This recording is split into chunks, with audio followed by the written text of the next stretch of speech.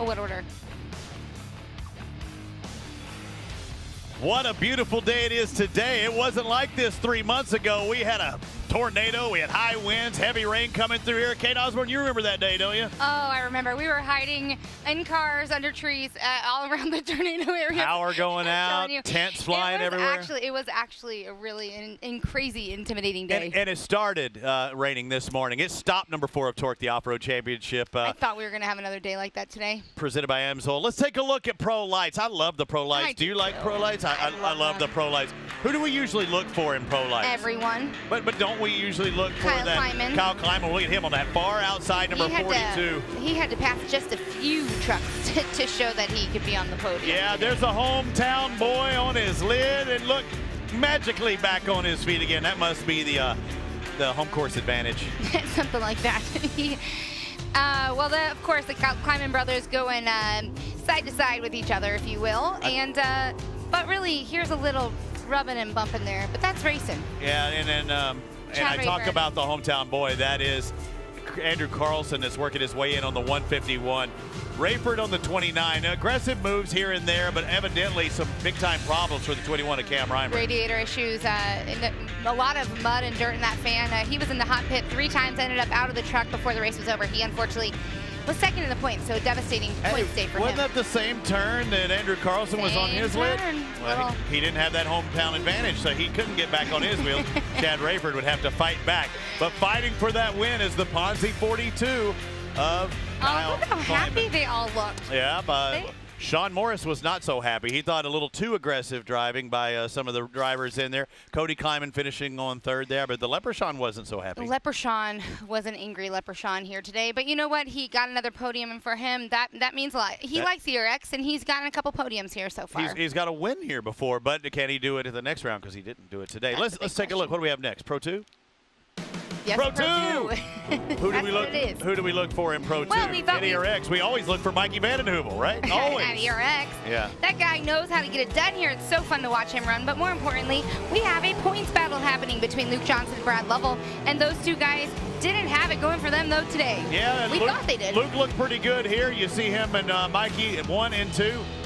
Trying to be out in front for as long as they could. Actually, there was 2nd and 3rd. Mark Peterson was out in front. Way out there. But a mistake by Luke Johnson a little bit later is going to cost him. You see, move on the inside that time, a little bump and run by Andrew Carlson. It cost Carlson that time.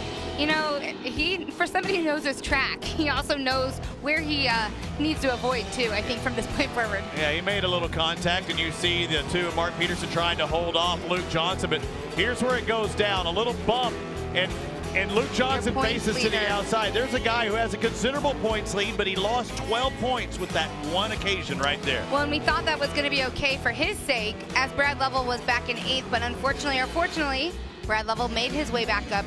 Look at this. On the last lap heading into that hairpin turn, that's how close it was. And a lap driver just in front of Mike Vandenheuvel. Both drivers having a problem banging against the berm, but there's only one turn left. And Mike Vandenheuvel in that Kenda tire entry was not about to let Andrew Carlson to the inside that time around. Vandenheuvel's raced twice this year, both at ERX, taking victories twice this year at ERX.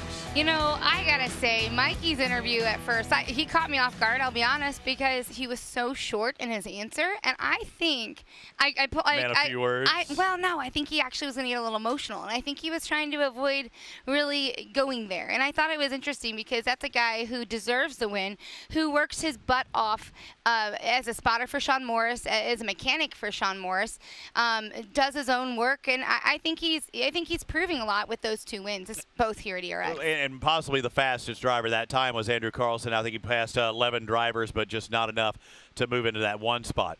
Pro 4-wheel drive. Who was going to do that? We have a 2-point differential between 1st and 2nd, and that Keegan Kincaid kid's back in 3rd. But you know, with his power steering going out all the time, you never know what you're going to get. And sure enough, it happened here today, and Keegan wasn't really up there battling up front.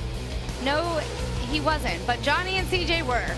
And Ross Hook there gave him a run for the money for the first couple laps. Unfortunately, he ended up in the hot pit throughout the race as well. But then you see Johnny and CJ coming around together. They're on the same lines. They're watching each other. But what was interesting is when Johnny said he at one point was watching what CJ was doing to try and figure it out. He was better off watching him than he was running up in front. And watch them come through here. The Mutant truck on the right is CJ Greaves. The Monster Energy truck is Johnny. CJ going to that inside line, and once he gave him that inner line, CJ honestly never looked back, and the race really wasn't in doubt. It was tight here. One bobble like that cost Johnny the chance at victory.